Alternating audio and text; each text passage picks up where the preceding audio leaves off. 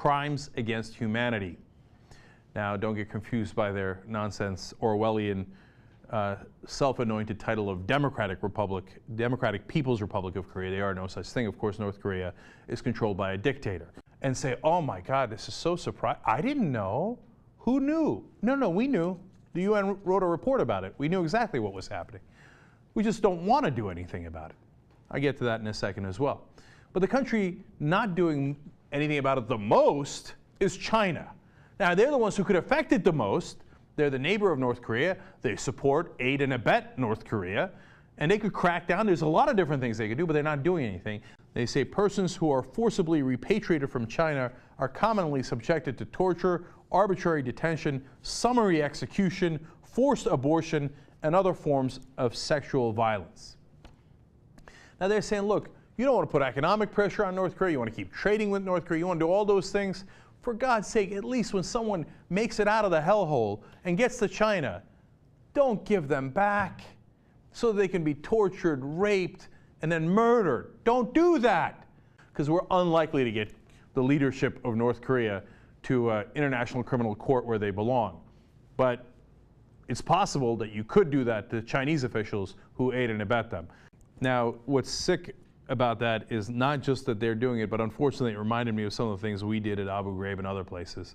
We also did water torture. We also hung prisoners in different positions in chains from the ceiling, including what's referred to as the Palestinian hanging. Now, to the point of how many people it affects, this is the more conservative estimate, by the way. The Korea Institute for National Unification says that there are at least 80 to 120,000 people detained in political prison camps today. What are we to do about it? Am I saying that we should declare war? No.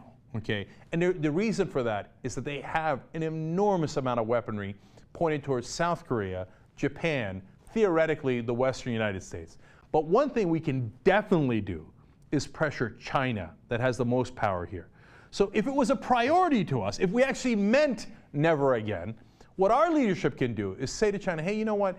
You want that trade deal? Look, I kind of want the trade deal. But here's the reality. I'm not going to do that trade deal unless you take care of this situation first. Unless you put all the pressure in the world, and they can exert a tremendous amount of pressure in North Korea to stop the political prison camps, the concentration camps, the torture. If you don't do it, there's no deal. Now, are we going to do that? No, because we value the trade deals too much. A lot of the people in those camps died. You know what they died of? Not the torture, starvation, because they didn't have enough food. They didn't have enough food to feed the people that were outside of the camps, let alone inside the camps. Meanwhile, the leadership was drinking fine cognac and whiskey. But it's not a priority for us.